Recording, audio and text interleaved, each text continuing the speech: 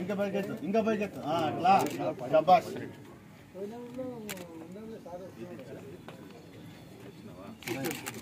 అందరికీ నమస్కారం.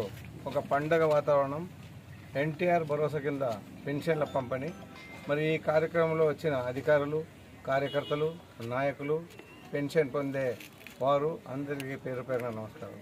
మీకందరికీ తెలుసు, గతంలో 1983లో స్వర్గీయ నందమూరి తారక రామారావు గారు మొట్టమొదటిసారిగా ముఖ్యమంత్రి అయినప్పుడు 200తో స్టార్ట్ చేసిన పెన్షన్ మళ్ళీ ఈరోజు 4000కి వచ్చిందంటే ఒక్కసారి ఆలోచించాలి.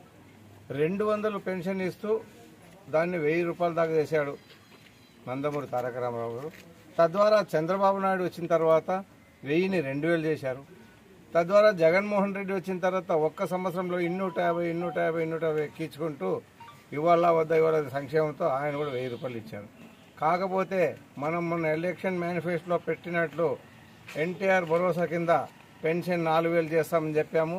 మరి ఈరోజు 3000 ఉండే పెన్షన్ 4000 చేశాము. అదేవిధంగా గతంలో 3 నెలలు ఏప్రిల్, మే, జూన్ ఆ బకాయిలు కూడా 3000 ఇస్తూ ఈరోజు 7000 రూపాయలు పెన్షన్ ఇస్తున్నాం. ఇది ఒక చరిత్ర, ఎక్కడ ఏ రాష్ట్రంలో జరగని చరిత్ర. మరి అలాగే ఈరోజు వికలాంగులకు 3000 ఉండే పెన్షన్ 6000 చేశాం.